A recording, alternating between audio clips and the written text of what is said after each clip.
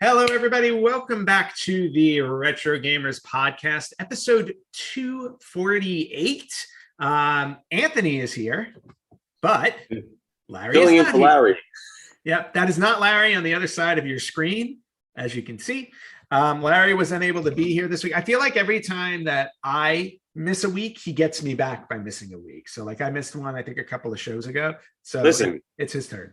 He's a jerk like that. You know, I mean, that's Larry for you. Oh yeah, total jerk. Absolute jerk. The jerk I've been doing 250 episodes of this with. But anyway, joining me this week, somebody who's been on the podcast many times before, my buddy Rich. Rich, what's going on, man? So I hear that we are going. Well, actually, you know what? Before I talk about that, because I don't want to steal your thunder on it. I know it's Retro Gamers Podcast, so I guess this actually kind of goes retro gaming.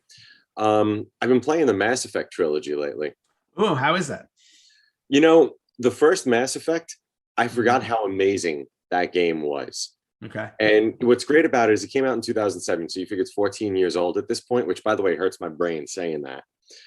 But we talk about a lot of stuff that's a lot older, though. I know, but that's one of those, like, I feel like it was just the other year, and it's like, no, that was 14 years ago. Yeah, surprise. You know, what's funny is Mass Effect 2, I remember not liking Mass Effect, like that one being the weakest one. Yeah. In the trilogy. And yeah, I still stand by that. You still stand by that? Yeah. Well, that's a fair assessment. That's how I felt about the Devil May Cry series. When I played, I loved the first Devil May Cry. I thought it was amazing. And then the second one came out and they changed stuff in it, like the mechanics and whatnot. And I couldn't play it. I was just like, I also heard it was brutally hard. Yeah. There was definitely a difficulty to it. But yeah, it just turned me off. It actually turned me off to the whole series. Like I have the collection. It was on sale on PlayStation 4 at some point. So I bought like the 3 or 4 game collection for $10. So I have them sitting there to go back to, you know, just part of my library of games that I will hopefully play, but never will. I need to retire. So I can just game. Yeah, that's it. You know, more lotto, just play more lotto, you know. Listen, Powerball's up to 400 something million. Ooh, yeah, I'll take that. I think I could live the rest of my life off of that. A little bit. Listen, invest wisely, you're good. Exactly. But even if you don't invest it, it's just like, I think you can still live off of 400 million, or half of that at that point, taxes. So this week, you were just talking about Mass Effect being 14 years old. We're actually going to talk about something older than that, because we had this year, I don't know, Rich, how much you've been listening to us this year, but like this year has been chock full of major gaming anniversaries. Like it's been loaded. Like we were just coming off Super Mario's 35th. Metroid just had its anniversary a couple of weeks ago. It's 30, was it 35 too, right? 35 as well, yeah. Yeah, 35 years old. Zelda turned 35 earlier this year. It's just been crazy with how many anniversaries we've been celebrating. And Larry and I actually had a discussion about this one, and we were talking about this one potentially being the one that we maybe just gloss over a little bit, just because there's another major anniversary in 2 weeks from today that we're going to be discussing. But we felt like it you know, after thinking about it, it's like we'd be remiss to kind of skip over this one, because again, it wasn't the biggest selling console of all time, and it definitely isn't considered one of the best consoles that were ever put out. I believe it's underrated. I would agree with you. But we are celebrating this week the 20th anniversary of the Nintendo GameCube. That was like it was the little console that could. Yes, it really was. I mean, it was it came out at the height of like, now it kind of came out at I want to say at the height of, or we were kind of at the height of, we had 4 major companies that were vying for console superiority. One of them was definitely on the slot on the way out. Like Sega at that point was all but dead with the Dreamcast. It was on life support at that time when the GameCube came out. So, but then you had, you know, you had Sony coming in, you had Microsoft coming in, and now, you know, obviously today they're the major players alongside Nintendo. But, you know, and again, Nintendo was doing something that the other companies weren't, they were trying to stay away from disc-based gaming. Mhm. They had held off for a while with the N64. The N64 was the only was cartridge based, while PlayStation 1 was not. Um, but even though like this console was again, it was, I want to say overlooked is probably the way to look at it. I really do think it was an overlooked console. There were so many really good, solid, heavy hitting games. And not only that, but the console itself actually was a lot more powerful than people realize. And Well, before you go into that, real quick, I yeah. remember one of my things that I didn't like about the GameCube when it first came out was I remember thinking like, wow, like all the games on this are like kiddie type based games, Mhm. like when it first came out, and then even going with, and I'm sure we'll talk about it very soon, but like they went from Ocarina of Time to the Wind Waker, Yep. and I was like, what, like all of a sudden Zelda went to this like kiddie type of look, and it just didn't help it with that childish kind of look and feel to it. Yeah. Well, no, because at the time, and I think what it was that gaming was evolving, where the kids who grew up gaming like us, like, because the video game craze really shot up in the 80s, more specifically in the late 80s when the Nintendo came out. That's really what started home consoles to skyrocket. And we were those kids playing those games. So now you fast forward 15 years, we're adults, we're still playing games. So we want the games to kind of evolve with us. So, we didn't want the cartoony kiddie games. We wanted the Mortal Kombats and whatever, like we wanted the more adult oriented games. Like Grand Theft Auto, Grand Theft Auto 3 came out and stuff like that. It's like, so, but Nintendo being Nintendo, they've never ever veered away from their playbook. They've always been like, this is the market we're going to go after, and we're going to stay that way. And their model has never changed. Nope. And as a result of that, as you can see, like we're still talking about them, 35 years later after the Nintendo came out, and they're still going strong because they've never really compromised who they are. It's just like, this is what we are, this is what we do.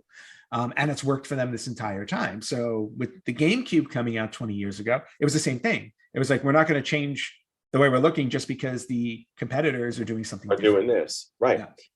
Now, did you get it launch or did you buy it after? I did get this at launch. Yeah, you did buy it launch. I was very excited about this coming on the heels of the Nintendo 64, because the N64 was probably one of my favorite consoles of all time. I loved the N64. Really? I didn't. I mean, I never owned it, Mhm. but I had friends who owned it. And to me, it just always felt like it always felt outside of, like, don't get me wrong, I loved GoldenEye, I loved Perfect Dark, but to me, it always felt like, I don't know, like I just give me my PlayStation, and I love my PlayStation a lot more than the N64. Yeah, you know what made the difference? Multiplayer. Multiplayer hit me at the right time, because this was like, the N64 came out just as I was starting college, and my younger sister was in high school, and both of us would have friends over all the time. So it was literally nonstop Mario Party, Mario Kart, the wrestling games that were and the fact that you can play 4-player. Yeah. Like, that's why I look back on the N64 so fondly, because, socially, it was like the social console for me at the time. And then to add on top of that, you had games like Mario 64, Ocarina of Time, Majora's Mask, so on and so forth. There were, some great marquee games from their franchises. So, right. So when the GameCube was announced and it was coming out, I was like, oh yeah, no, I'm all in. I was definitely all in on it, because Nintendo had earned my trust. And actually, it was the GameCube that became the one where I started to actually lose a little bit of trust with Nintendo. Really? And we'll talk about that. We'll talk about that in a little bit, because I'll explain why later. So here's my question for you is, yeah, what games came out during launch? Like, what were some of those launch games? Like, what was it that kind of like got Well, you also where you were like, boom, I need to get this? Well, funny you should ask that. Well, first off, before we get to that though, when did you wind up getting a GameCube? Because it doesn't sound like you got it at launch. No, I didn't. I'm trying to remember if it was either so I want to say it was 2002, but I don't think it was. I think it was more 2003. Mm-hmm. But do you remember that you were given a choice between one of 4 games that you could get for free? No, I don't remember that deal, but it doesn't surprise me. Yeah, so there was one point where you could buy it. I think it was Zelda was one of them, Metroid was one of them, and I don't remember the other 2. But obviously, you know which one I chose. Of course, Metroid. Yep. Mhm. So that's that. When I saw that, and because I was like, I wanted Metroid Prime, but I was just kind of like, do I want to go and get it? I don't know. And then when they offered it for free, I was like, I'm sold. Actually, you know what? No, I do know when it was. It was 2003 because I was living in this one specific apartment, and I remember going in. It was in Staten Island, and I remember going to the Staten Island Mall to go get that. Yeah, and it was all for Metroid, right? Yeah. Yeah. See, and it's funny too how, like, again, it's one of those things where Nintendo had built up a reputation where it's like people will go out and buy a console just for a specific game. Yeah. You know, it's worth spending the money on the console because of one game that you really want to play. Well, always been Nintendo. Super Nintendo, I bought for Super Metroid. There you go. The DS, which game was it? There was one game. Oh, actually, Aliens. There was an Aliens game on the DS that I bought. Okay. I bought that just for that. And then obviously the GameCube, same thing. Yeah.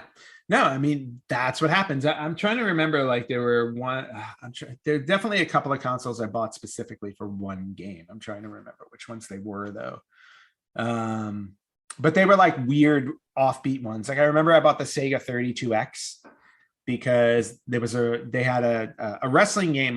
One was a wrestling game on there that had extra players in it, or one extra player in it. And I'm like, okay, I'll get that. And then I think there was there was a Star Wars game that was on the 32X. It was like a remastered kind of version of, if I remember right, it's Star Wars arcade. Yeah, it was the arcade game on the 32X. So I'm like, ooh, I was like, that's kind of cool because the arcade game was awesome.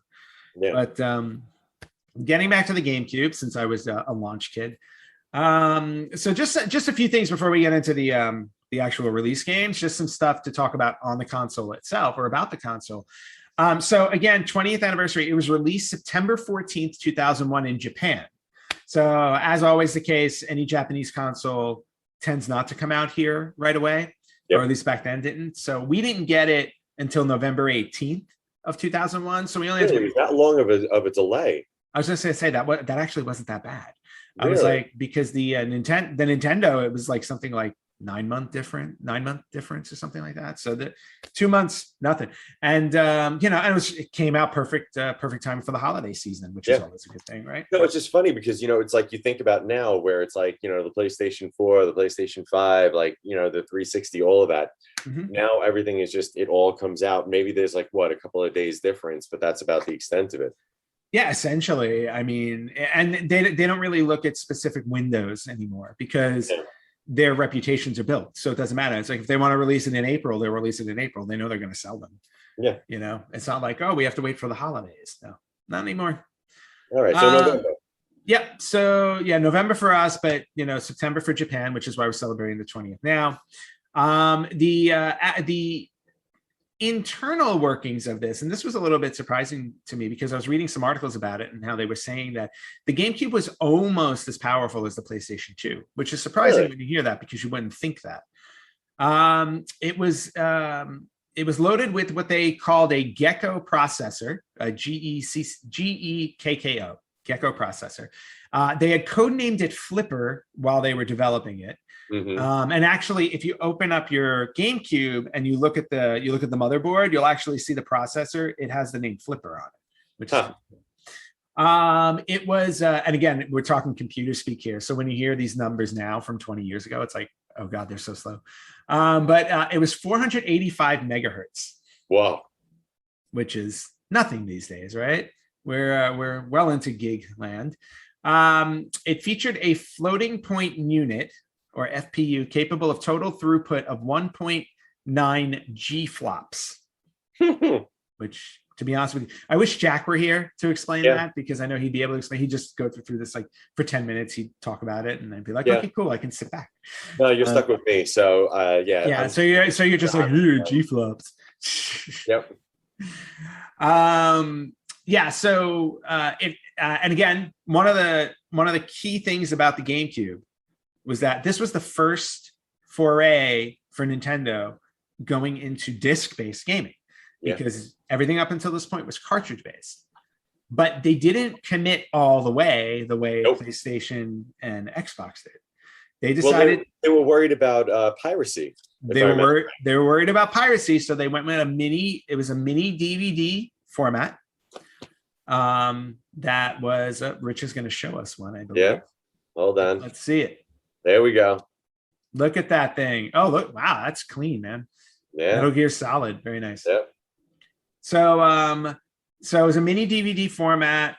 It was it held up to 1.5 gigabytes of data, which when you compare it to Microsoft and Sony, like their discs could hold up to 8.5 gigs. Yep. So, but even still, with the 1.5 gigs, Nintendo did really well with what they put on there. You figure they got the Resident Evil game on, Resident Evil Remake and Resident Evil Zero. Yeah, exactly. In fact, I think I have Zero right here. Actually, see? Zero. There we go. I don't know if you can see that. Reflections. Yeah. But yeah, I mean, here's the thing about Zero. 2 discs. Oh. Yeah. So Nintendo still had to do this for certain games. Metal Gear, same thing. 2 discs. Yeah. Yep. Well, and that was the drawback of the mini DV, the mini disc system, was you could not, like, any popular game, any popular third-party game would not fit on that smaller disc. So they always had to release it on multiple discs. And over the lifespan of the GameCube, more than 600 games were released. At launch time in Japan, they sold up to 300,000 units at launch. Wow. Pretty damn good. And then here in North America, 2 months later, I didn't have an exact number on console launches, console sold, but over $100 million in GameCube products sold over the weekend. Wow. So, and 20 years ago, that's a pretty strong. That's pretty impressive. I mean, I'd be curious if for inflation, adjusted for inflation, what that would be by today's numbers. It'd be a good amount of money, I would think. Yeah. So launch, it was incredibly successful. And then to talk about launch games, right? Mm-hmm. In the US, Japan only had 3 launch games. Really? Yeah. And I was very surprised when I saw that, because I thought they would have had more. But in Japan, there were 3 games that came out: Luigi's Mansion, Wave Race Blue Storm, and Super Monkey Ball. Those were the 3 launch Wow.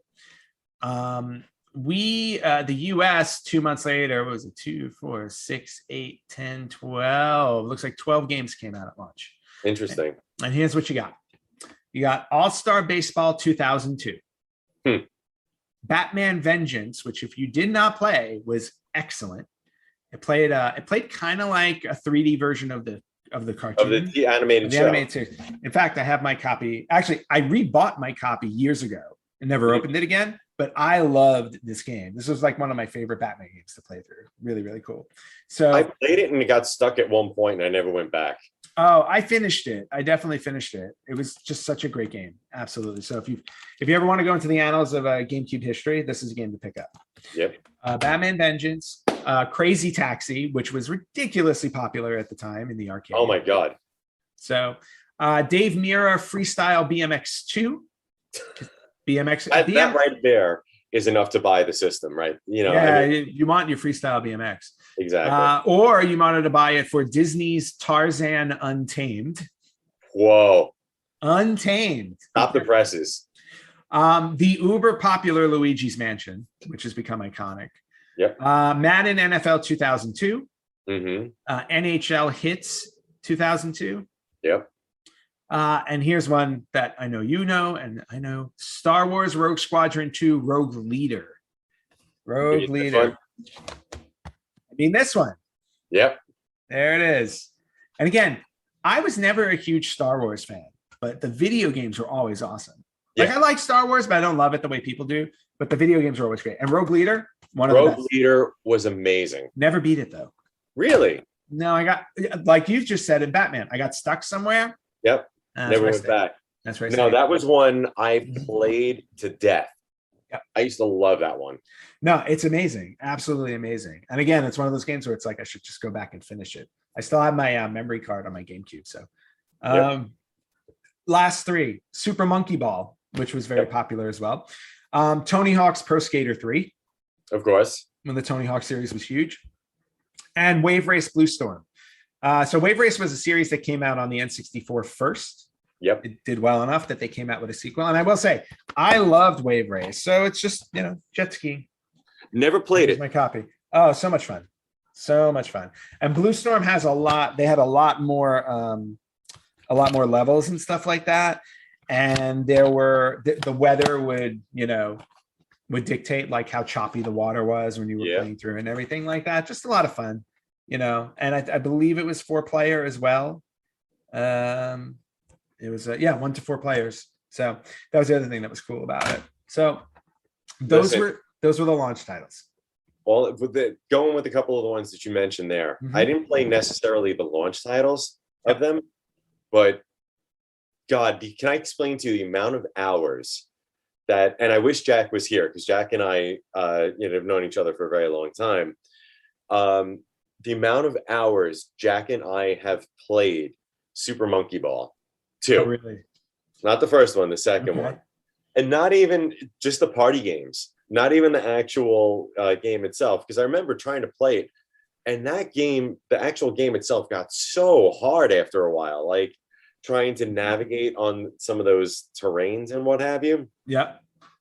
But dear God, the amount of hours playing, monkey bowling, monkey pool, monkey target, God, like monkey golf. Be up until like 4 or 5 o'clock in the morning playing those. Super Monkey Ball is a series I never played. Really? Yeah. Yeah, it was very weird because when the launch came out, when launch happened, then I went to get the GameCube.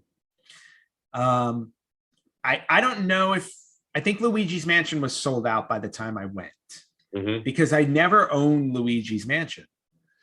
I just recently played it, I think earlier this year because somebody loaned it to me and I love it. Absolutely love it. I just never owned it. So when I bought my system, if I'm remembering correctly, the 3 games I came home with were the ones I just showed you: Batman Vengeance, Star Wars Rogue Leader, and Wave Race. Those were my 3.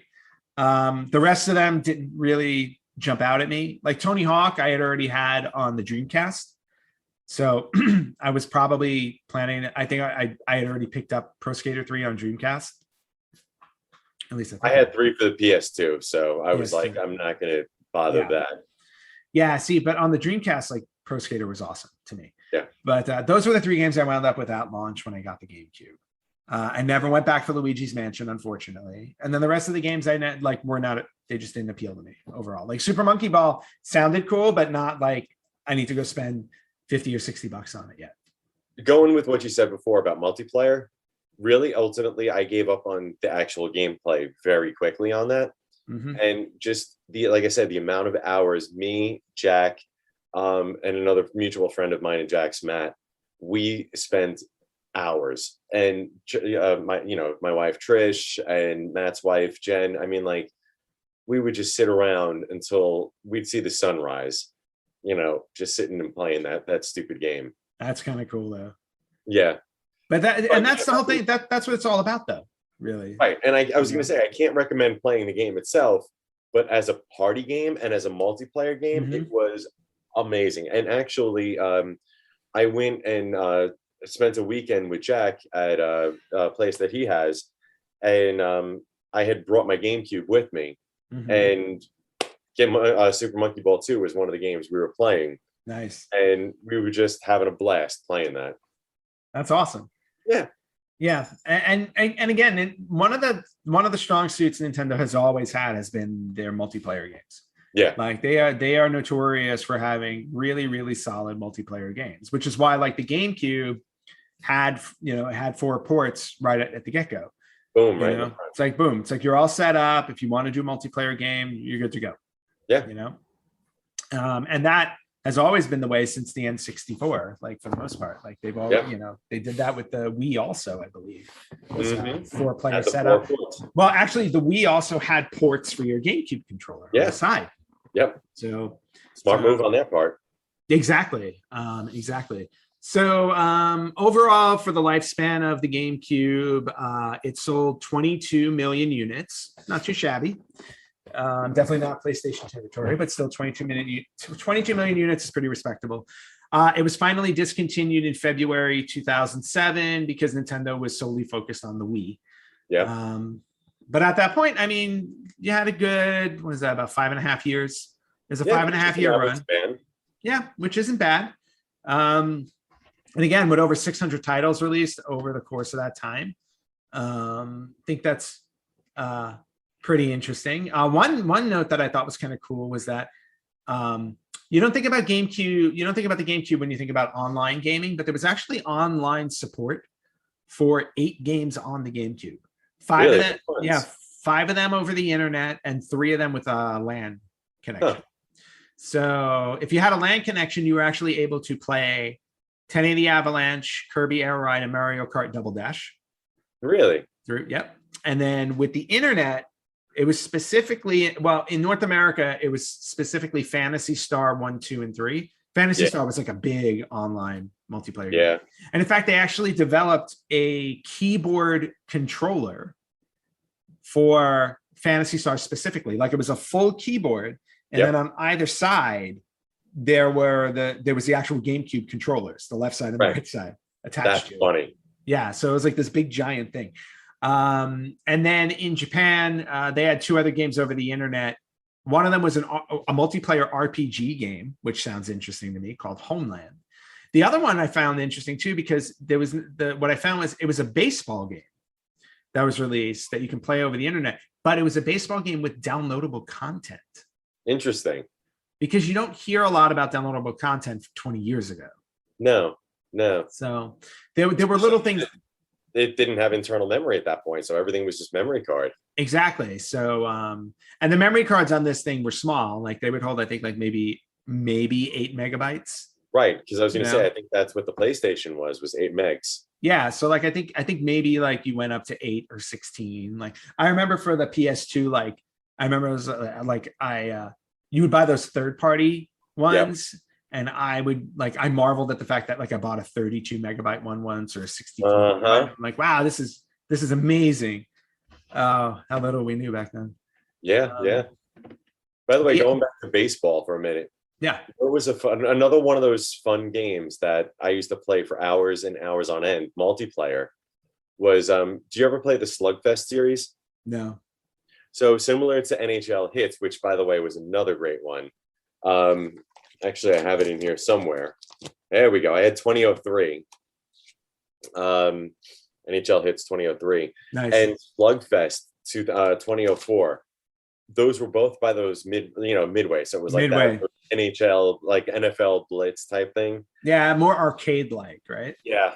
And especially with Slugfest, it was just great because when you would throw the ball to first base, the first baseman could punch the guy on first base, or the guy on first base could punch the first baseman. He could drop the ball, and then you would run. Keep going. And it was just pure insanity. And what was great about it was, if you created a profile, it kept track of all of your stats. So once again, me and that guy Matt, so the two of us, we had such a rivalry going in that game that we used to just enjoy playing. And then in NHL Hits, you can make your own team, but you had to rise up through the ranks, and it was kind of cool. Great. And you would have to get certain specific equipment that you can equip with certain people, and that's how you built up your players' rankings and what have you. So it was cool. It was fun like that. Oh, that's awesome. Yeah, sports games like NHL, at the time back then, I was playing NHL and NFL games specifically, but I had already moved to I went from Dreamcast to PS2 or Xbox for those. I didn't think of the GameCube as my sports gaming system. So, but yeah, so talking games though, like if I just say, Nintendo GameCube to you, what's the first game that immediately comes to your mind? I think I already know the answer to it, but No, you're not. really, I'm not going Metroid, even though that's the reason why I bought it. I'm surprised. Yeah, no. Twin Snakes. Really? Yes. Okay. Why? When Twin Snakes came out, so I actually did not play Metal Gear Solid on the PlayStation 1. Never played it. Never played it that way. Okay. And I had actually bought a PS2 for Metal Gear Solid 2 because a friend of mine had it, and he was like, "Oh my god, it's amazing!" Mhm. So I bought it. I bought a PlayStation 2. I bought it with Metal Gear Solid 2, and I was like, "Wow, this game is insane! I wish I understood what the hell was going on." And then Twin Snakes had come out, and I had bought Twin Snakes because I tried playing Metal Gear Solid 1, and between the graphics were terrible. Mhm. And it was only from top down. Top down. Yeah. So I couldn't get into that. So they basically, what they wound up doing is, I'm sorry. So when I saw that, and I saw the GameCube game, the Twin Snakes version of it, and you can go to first person view, the improved graphics and what have you. I played it, and like I said, that was my first foray into it. And we all know the story in the Metal Gear Solid 1 was just phenomenal. Mm-hmm. Absolutely phenomenal. So to me, that to me is like the game for the GameCube that I always think of. That's fair. I gotta say, I'm surprised. Yeah. Definitely surprised. Well, I don't, did you know that I was a huge Metal Gear fan, or? No. I knew you loved Metal Gear. Yeah. But I didn't think with the GameCube, I just assumed Metroid Prime was going to be it, Oh, trust me, it's a close second. Of course it is. Of course it is. And then for me, you had mentioned this one earlier about everything getting kiddie, quote unquote. But when I think GameCube, I immediately go to Legend of Zelda Wind Waker. Yeah. Wind Waker was a phenomenal game. And again, Nintendo took a risk. They decided to do something completely different with the series, with the whole cell shaded look. Yeah. Or the kitty look, as you say. Yeah. And the game was just absolutely fantastic. Absolutely. The just start to finish. The temples were great. The experience was great. Being out on the ocean on the boat, super fun. All of it was great. In fact, Wind Waker is one of the games I have sitting right here. Actually, GameCube was huge when it came to the Zelda franchise, because you not only got Wind Waker on there, which was fantastic, but towards the end of the GameCube's life cycle, you did get another Zelda game, which was Twilight Princess.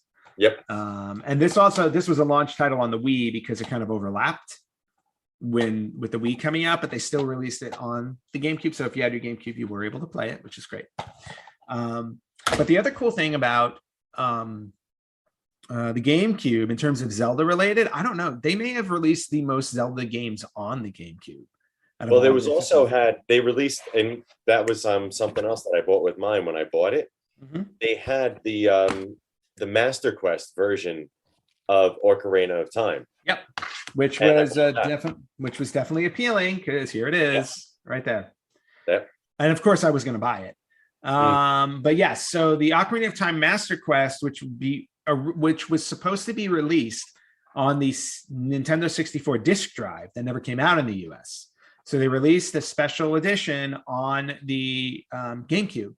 So this is one of those ones where, it wasn't easy to get your hands on it. So when you did, I was very fortunate. No, sure.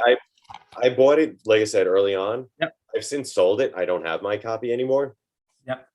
Yeah, that's one of the ones I knew I wasn't going to let go of. And then the other one, and I forget what it was, Larry had explained this one to me, but if you subscribe to something, or if you there was something, if you pre-ordered, you were able to buy this version of Zelda. And this is the Legend of Zelda Collectibles Edition promotional disc. This was not available for sale. Yep, I remember that. I forgot what you had to do to get it, but this is probably the first it is the first, I can say that with certainty, the first compilation Zelda game where you had the two NES games, Zelda, Legend of Zelda, Legend of Zelda 2, Adventures of Link, and you had Ocarina of Time and Majora's Mask all on one disc. And there was no question it was going to get my hands on this. And in fact, so can we send that to Nintendo to remind them that they released that so they can do that again for the 35th anniversary? 35th anniversary has already passed, and they had decided not to do anything. I know, but we can just, out. It can't hurt just to remind them that they had it. Yeah. No, I know. And I was waiting for like huge news on Zelda 35, but I think what they did was they focused on Mario's 35. So they just, the only thing that they announced that was of value, at least, was they were releasing a handheld of the Zelda game, the watch and play, or wrist and play. The Game and Watch. Jeez. Game and Watch, that's what it was. So there's a Game Watch version of Legend of Zelda that you can. I did pre-order it when it was announced, so I have it coming. I think it's coming in November. I think October, November. But yeah, they didn't really do anything for Zelda 35, which really bummed me out. But still, like I said, like when you're talking about the GameCube, the GameCube was probably the first console where you were able to play like every Zelda game at that point. That wasn't a handheld. And even when you were talking handheld, they did release a GameCube version of the Legend of Zelda Four Swords Adventure, which I have here if I can get it out of my box. I don't know if you can see that. Yeah. But this game was available. You were able to play this on your Game Boy Advance, and you can link your Game Boys together so you can play with 3 other friends. Yep. It's like the only Zelda game that's 4-player. Yep. Then there was a special attachment if you want. I was going to say, if you let me chime in on this one. You go. So there was the attachment where you could slap that onto the bottom of your GameCube, and you can play your Game Boy Advance games. Yep. And once again, going back to systems that you bought because of games, Fusion had come out. Metroid Fusion. Yeah. Mm-hmm. And I had bought, because I didn't like the Game Boy Advance because I felt the screen was so dark I could barely see anything on it. So then when they announced the fact that they had the Game Boy Advance player, I was like, oh, freak, sign me up. Yep. So I bought that. Actually, I think my wife bought me that for Christmas that year, and I got Fusion and that together and the Game Boy Advance player, and I was so ecstatic at playing that. And then shortly after, Zero Mission came out, and literally those were, I think, the only games I ever had for the Game Boy Advance player. Yeah, but that's all you needed, right? Yeah. And that was the whole thing about it. But with Four Swords Adventure, you were actually able to link 4 Game Boy Advances to the GameCube, so you can still do the 4-player experience on the GameCube. Yeah. It was just crazy how you were able to do that type of stuff. But again, Nintendo's always kind of been about that, like with the multiplayer ability and how to connect things. They've been very innovative with their hardware. Oh, absolutely. Yeah, and speaking of some hardware innovation with the GameCube, since you bring it up, just a couple of other things that happened on here. We talked about the online capabilities of it. One fun thing, these are just little fun facts I found about the GameCube. It's technically not even a cube. I don't know if you ever really looked at it. It's not a cube. Again, a cube would have equal sides, right? Yep. The GameCube is actually 5.9 by 6.3 by 4.3 inches. So not a cube. But you don't want to call it, what would you call it at that point? You know what I mean? Rectangular salad. Because that would sell tons of copies. Buy the Nintendo Rectangular Salad. The Wavebird controller. They took, Nintendo always reinvents their controllers. Yep. But they created a Wavebird controller. It was the first wireless controller to be released by a first-party console manufacturer. Mm-hmm. So long before Sony and Microsoft made it fun to have wireless, Nintendo was the first-party manufacturer to make their own. Buddy of mine has one still really? Works. And it's one of his personal little prizes of his collection that he has. Yeah. I really wish I had one of those. That would be cool. couple other cool things about the GameCube. Briefly, we talked about how the GameCube had small discs, and as a result, because you remember PlayStation 2 and Xbox, one of the cool things about them, DVD player capability when DVDs were huge. You couldn't do that with Nintendo. However, Panasonic released a console called the Panasonic Q, which was a Nintendo GameCube and a DVD player combined. Really? So you were able to play. It was like a silver console. It was a lot bigger than a GameCube. Yeah. And they worked like kind of separately. You had your GameCube and you had your DVD player, but it was one console together. It was released in Japan in 2001. It was only on shelf for about 2 years because it didn't sell very well. Surprise, surprise. Yeah, it was also a lot more expensive. The Gecko card that I was telling you about, or earlier, the processor and the graphics card in there. Funny fact, it was actually capable of stereoscopic 3D 20 years ago. Really? And the GameCube obviously couldn't really take advantage of that because at the time televisions weren't capable of 3D functionality. Right. But if you bought the GameCube LCD screen that you could attach to the console, because they had a small screen you can attach. Right, I remember that. That screen was able to take advantage of that stereoscopic 3D. So if you actually played Luigi's Mansion on that screen, there was stereoscopic 3D in the game. Huh. So. And by the way, something else you just made me think of, and this was something that, back then, a lot of the times you get together with your buddies and, this was pre-HDMI cables and damaging your HDMI port and what have you, because I've actually have had some friends damage theirs on their PS4s. Of course. But back then, it's like, you're getting together with your buddies. It's like, a lot of times you would take your system with you. And dear God, can I tell you, I remember carrying my friggin' the original Xbox. And I would go to work carrying my Xbox. And that's a workout. That thing weighed a metric ton. Mm-hmm. But the GameCube had a built-in handle on the back of it. Yep. Which was great. Yeah, because you can just carry it, and it didn't weigh much. So it was easy to just take with you. It was so nice and light. You could take it, go wherever you wanted to go with it. And it was just like, of course, you still needed a bag for the wires and the games and the controllers and stuff like that. But still, the console was just, boom, very easy. Yeah. The couple other things about the GameCube. Again, it was the first and only Nintendo console since the original NES to not have a Mario game at launch. Yeah. Because again, Luigi's Mansion was the launch title.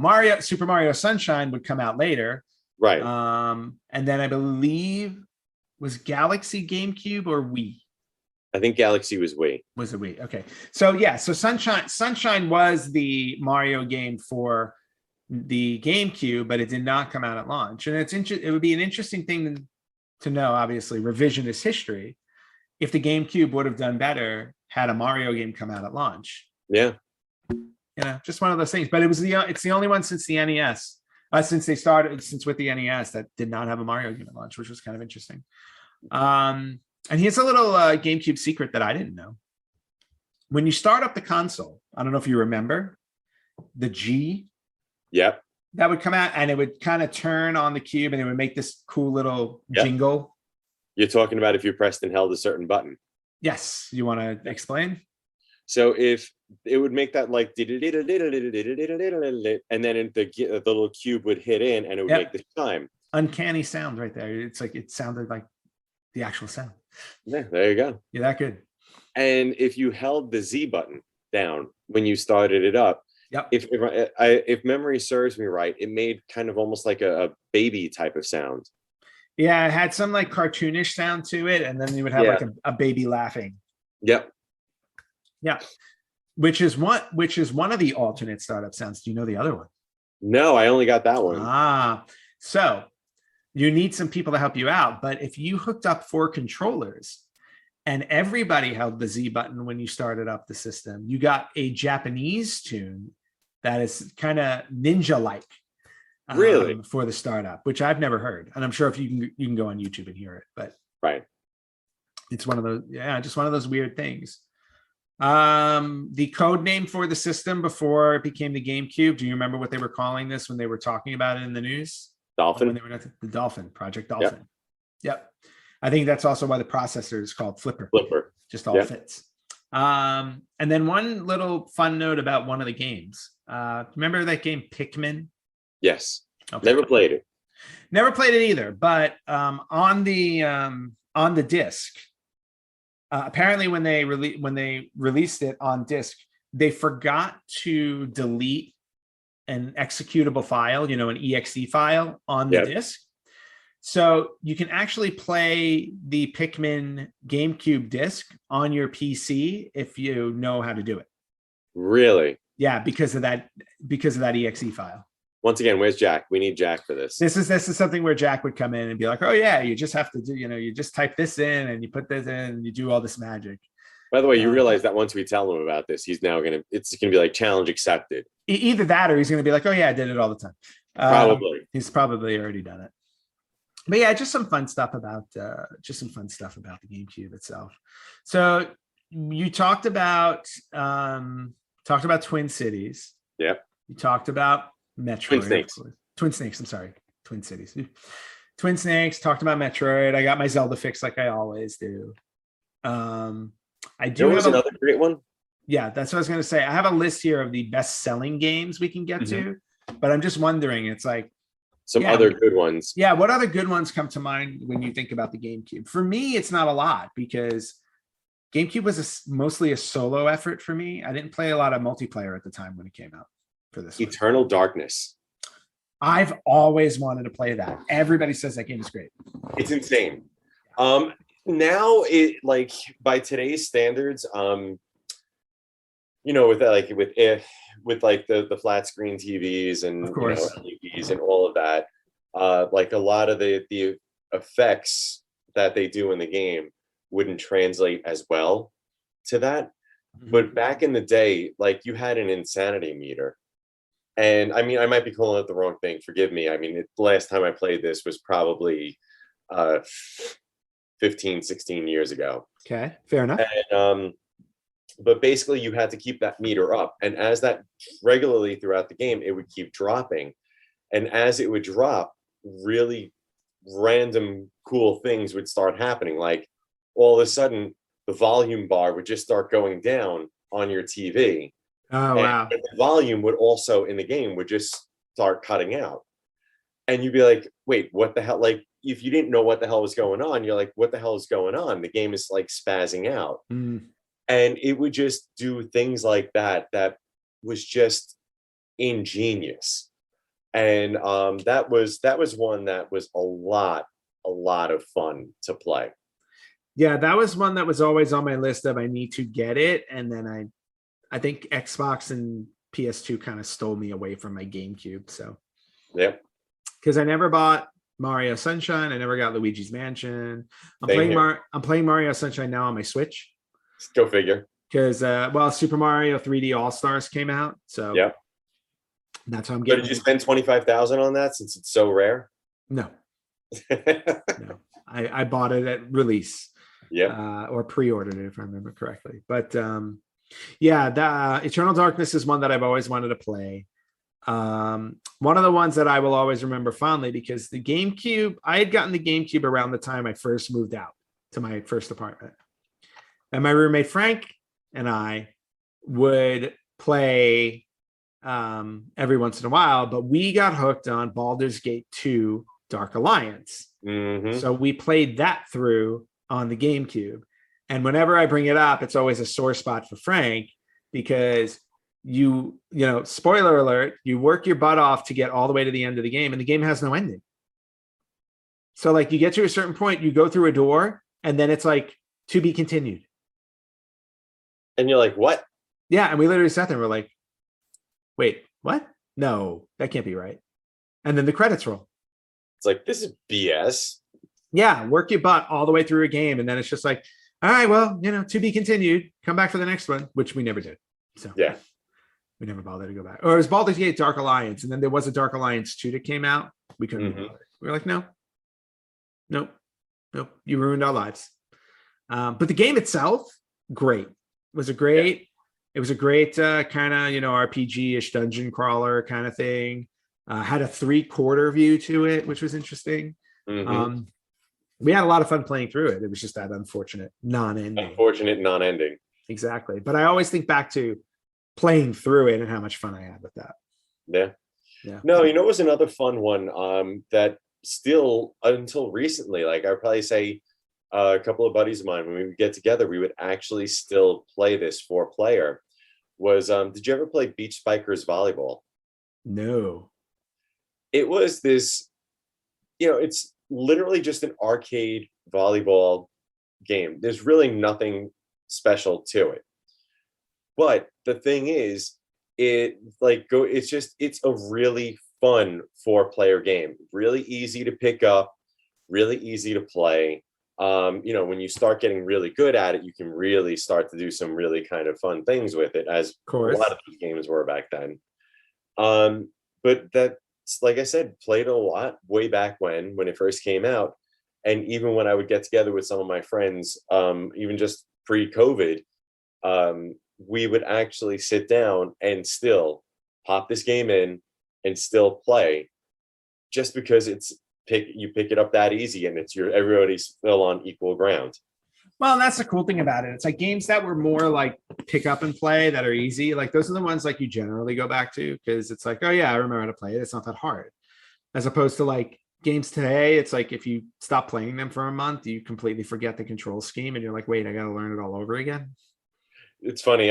Somebody posted on one of the groups that I'm a part of. It's like, I need the adult gamer like attachment on a lot of these, where it's like you put the game in and it's like it's been a month to 2 months since the last time you played it. It's like, I need a recap of the entire game, story, and basically another tutorial as to how to do everything. Yeah, and like if you can do that for episodic television, they should be able to do it for video games. It's like here's what last time you played, and then you just get like a 2-minute just a 2-minute run through of like the main beats you need to remember. Yeah. That's like, oh, okay, I got it. Great. All right, now onward. Yep. I can't tell you, that would have saved me so much trouble. I started so many games over again because of the fact that I forgot where I was. Yep. Craziness. Okay. What other, I think like the other games that I remember fondly, like I said, like all the Zelda games I played on there were awesome. I remember the wrestling games, because wrestling games are on every console. Always bought the wrestling games and always played those. So, and I know WWE had a few games on there. I actually have them, I think. But standard stuff, all cool. What I find interesting out of all of this is, like I said, and we'll get into this now, the top 10 best-selling GameCube games. On this list, I only owned one of them. Huh. All right, I'm curious now. Yeah. And it's an easy explanation why I only owned one of them. Again, and it goes back to, I had moved away from home. So I was back to playing games more solo. Right. And a lot of the stuff that was great on the GameCube was multiplayer. And I had left multiplayer behind at this point for a little while. Yeah. At least until until the 360, Xbox 360, when online gaming became a thing. Yeah. Like, so for PS2, Xbox, GameCube, it was really just solo stuff for me. Yeah. So the top 10 best-selling GameCube games.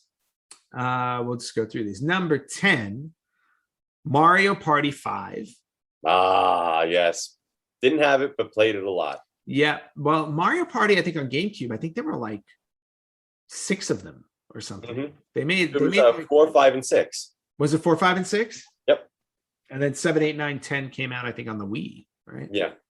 Yeah. So Mario Party 5, number 10, 2.17 million. By the way, real quick, Mario Party. Mm-hmm. Man, can I tell you how many drinking games we played to that? Oh, that just makes sense. Oh, yeah. And it's basically you lost, you had to drink. You had to drink. And maybe that's why I didn't play these games. You had to drink. Right. Nights with that. Yeah, you have to drink. Okay, I'll have my iced tea. Yeah. So Mario Party 5, number 9. I would say coming on the heels of very popular Pokemon Stadium for the N64. You got Pokemon Coliseum. Yep. which sold 2.41 million units. My nephew was big into that. Yeah, Pokemon was huge. Yeah. Pokemon's still He was- huge. And he was of that age where he fell into that Pokemon craze. Yep. Yeah, I did the Pokemon gaming on the N64. Never played a real Pokemon game though, like the actual game, the handheld ones. But I did like Pokemon Snap. I was going to say, you were a Snap guy, weren't you? Yeah, there was just something fun about that. In fact, I want the new one on the Switch because, there's something about games that are kind of like not terribly challenging, kind of low key. You can just relax a little bit. So, and that's one of those for me where it's like I don't really feel like using my brain or going nuts. Yeah. Anyway, so Pokemon Coliseum, number 9. Number 8, Mario Party 4, 2.46 million. That one I had. You had 4? I had 4. Okay. I've I mean, sold it. yeah, that Mario Party series, like just the Mario Party franchise in and of itself. I mean, just gold, pure gold, like the whole mini game craze. In fact, there's one that just came out on the Switch, which is like which has 100 best Mario Party games all compiled. Mm-hmm. I got to get my hands on that one. Number 7, Animal Crossing, which is huge now thanks to the Switch version that came out. Yep. But the original never played it either. Again, it's one of those ones where it's like you kind of like you have your little island and you build your little life there. It's like a Sims kind of thing, but cuter. Yeah. That's all. And everybody loves it. Animal Crossing, number 7, 2.71 million. Number 6 for you, Metroid Prime.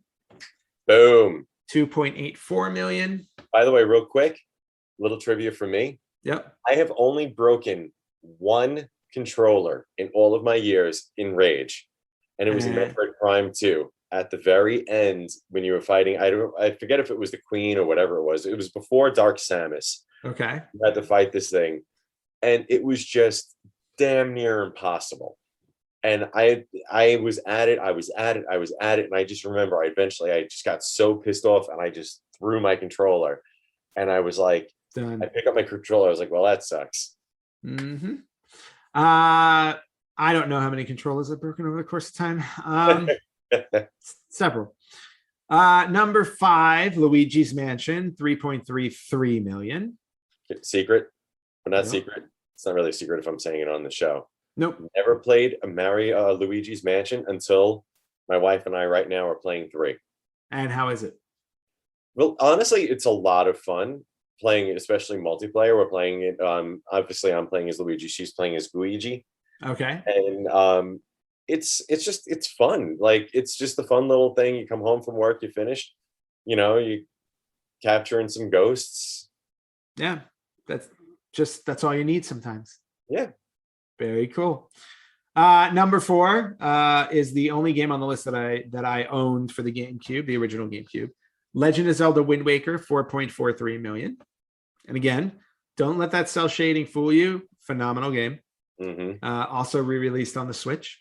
So, number 3, no surprise, Super Mario Sunshine, 6.28 million. Number 2, which is a game I'm very surprised I did not own, out of everything on the GameCube, Mario Kart Double Dash, which is arguably no. Okay, first of all, Double Dash is by far and away my favorite Mario Kart. It's a lot of people's favorite Mario Kart, which is why I'm very surprised I never owned it, and still don't own it to this day. Like it's not, I don't have it in my retro collection. That was one of those games. There was this guy, another one of these guys I used to hang out with. We used to love doing the full cup, and where you had to do every single level. So you know how there are certain levels, like if you and I were playing, there would be certain levels I would be good at, and there would be certain levels you'd be good at. Yep. And with Double Dash, you had the 2 people on the cart, so you could swap back and forth. And to me, it was more fun playing it that way versus playing 4 players against each other. Yeah. And it would be like, okay, you're better at this map, switch. Mm-hmm. And then it was just like communicating where it'd be like, all right, hit the person next to me, or give me your power up or whatever. It was just so much fun. Well, it introduced co-op to Mario Kart. Yes. Which is awesome. It's one of the ones where it's like I need it in my collection. I just haven't bought it yet. Like Yeah. I will have it. I just don't have it yet. And speaking of a game I will have in my collection that I still don't, is the #1 best-selling game on the GameCube, which everybody has played. And I admit I have played it at friends' houses, but never had it myself. Super Smash Brothers Melee, 7.41 million. It took Smash Brothers and blew it up into the stratosphere. So I'm gonna make a confession. You've never played it. I have. Oh, I'm not a Smash Brothers fan. I see. You know what it is? I've never, I don't know if I'm just too used to Street Fighter and Mortal Kombat and what have you, Yep. that when I sit down and I try and play, it's like I got two left thumbs. Understandable. No, I struggle with Smash as well. Like I have Ultimate on the Switch, which by the way is fantastic. Absolutely love it. Like the single player story mode is great. But to your point, I struggle with it all the time too. I do. But It doesn't help when you go up against, usually you're playing against other people that are just phenomenal at it. And it's like, and you die in like 5 seconds. yeah. I mean, look, to be honest, when I used to play FPSs all the time, Yep. I would do the same thing to them in an FPS. So, I mean, I don't fault them for it. No, I mean, if you're that good at it, you're gonna flaunt it. So Yeah. that's what you do. But yeah, that is the best-selling game on the GameCube of all time. Super Smash Bros. Plus Super Smash Brothers, Melee is the one that made it synonymous with, made the franchise like huge. Melee is still considered the best Smash Brothers game. They still do tournaments, Melee tournaments all the time because it's still held in high regard. And even on the Switch when Ultimate came out, they released a special GameCube controller because the GameCube controller is considered the definitive controller for Smash Brothers. Yep. So, yeah, so a lot to love there about Smash Brothers on the Who's your character you like to use? Well, no surprise, Link. I like Link. Yeah. Now, going with Ultimate because that's the one I've played the most. Probably, I'd have to say. Yep. Really. All right, that's fair. Go figure. Everybody seems to think that Peach is the character to play. Like she's the best one to play. I just like Link. What can I say? Yeah. No, the reason it's not even because of Metroid that I like Ridley. It's because there's this one move that I can spam with Ridley, and I can kind of defend myself. Okay. Yeah. See, and that's the thing too. It's like you find one move that works for you, and you just kind of stick with it. Yeah. I kind of like Donkey Kong also in Ultimate. No, going for that. My second with it is Ganon. Oh, interesting. Yeah. I'm not a Ganon fan. Same thing. He's got one move that I can spam. Yeah.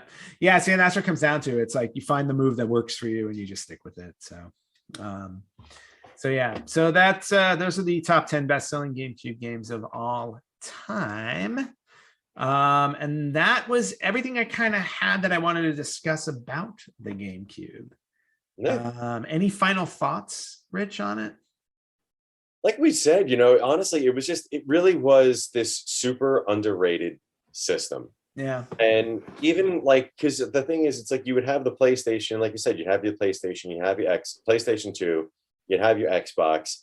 And like you said, more often than not, I would gravitate towards those. And only really when I got together with friends did the GameCube really kind of come out. And there really were, like, there was some great single player games on there. I mean, like right now I'm looking out, I've got my games in a binder, and I'm looking at the Resident Evil remake. I remember playing that very fondly. Resident Evil 4 was phenomenal. Yeah. Yeah. And I think what ultimately doomed the GameCube was like it did not have the third-party support that Sony and Microsoft had. Yes. And that's what kind of stole away a lot of their fans, like people who were core Nintendo players stuck with it. Yep. But again, we were at that age where something shiny and new was appealing, and it had all of these other options to play. Like the reason why I didn't own all the staple Nintendo games on the GameCube is because PlayStation and Xbox were coming out with all these other cool games that I wanted to play. Yeah. So I kind of moved over to that. Now, I circle back where it's like, I love my Switch. And I love, Mario Odyssey is amazing. Breath of the Wild was one of the best games I've ever played. Despite the fact that Larry doesn't like it. He's totally wrong about that. We talked about it. But yeah, I mean, it was that time. It was just in that time where it was okay to step away and kind of be an adult for a little while. You know what I mean? Unfortunately for GameCube. And then what happened? They come out with the Wii, and the Wii becomes one of the best-selling consoles of all time. Which, by the way, the Wii was the first Nintendo console I did not purchase during its life cycle. Really? Yep, never owned it. I bought it like 2 or 3 years ago to have in my collection, but I never bought it when it was actually out and popular. No, I got it early on, and it's because it was like that craze of you couldn't find one. Yeah. And then Trish and I, one day we were in the Nintendo World in the city, and they had it. And we were like, grab it. Yep. No, for me, it was just like, I didn't want to do the motion control thing. I wasn't ready for that yet. Yep. So, and then when the Wii U came out, I was like, oh, it's kind of like motion control, but handheld also, like a controller, which is why I liked the Wii U. But the Wii U obviously wasn't meant to be. So, no, for me, going back to something you said, one of the reasons I think why it also failed is, our generation was really the first generation to really kind of come into video games. Yep. At that perfect age. Like, we were like 8 to 10 years old, really, when Nintendo was in like its gold, like that they just come out, and just about, yeah. And it was like perfectly for us. And then, here we are, we're getting older, we're into our early to mid 20s. Mm-hmm. And then all of a sudden it's like, PlayStation and Xbox come out, and they're releasing these games that are a lot more mature. So they've grown. They looked at us and were like, okay, we're going to make a system for you guys. Yep. And then a GameCube comes out, and it's kind of like, oh, it's kiddie. And it's like, well, that's not for me. Yep. But it is for, like I said, my people like my nephew, right, who still looks at the GameCube very fondly, and he loves that system. Exactly. It was just one of those ones where it's like we were transitioning at a time. I was like, looking back on it now, yeah, like I have no problem going back and playing all of those games that I did miss, because there's nothing wrong with playing those types of games. It's just that the age that we were at the time, it just maybe did not fit well into our lives. That's all. Right. Yeah. But that doesn't make the GameCube any less of an amazing console, with some stellar games. So, Exactly. Hats off. A very happy 20th anniversary to you, Nintendo GameCube. And I think, Rich, that's about going to wrap us up for today. There we go. Thanks for having me on, man. No, man. Thank you. Thank you for joining us. Obviously, it's always a pleasure to have you. Especially when Larry's not around, like, we can do this without him. Yeah. We don't need him. But when he's around, it's also fun too. Come on, let's face facts. But as always, thank you so much for filling in. Really appreciate it. And in terms of everybody who's watching and listening, if you want to contact us or follow us, you can check us out on Facebook, facebook.com/retrogamerspodcast, on Instagram @retrogamerspodcast, on Twitter @retrogamerspod. You can watch us on YouTube and IGTV. You can listen to us wherever you listen to podcasts, and you can email us at email@theretrogamers.com. Rich, I wish you a very wonderful week. Maybe you'll pull out that GameCube and play a couple of games in honor of the 20th. Might have to. You just might have to. I may do the same. Who knows? But until next week, guys, we will see you next week on the Retro Gamers Podcast.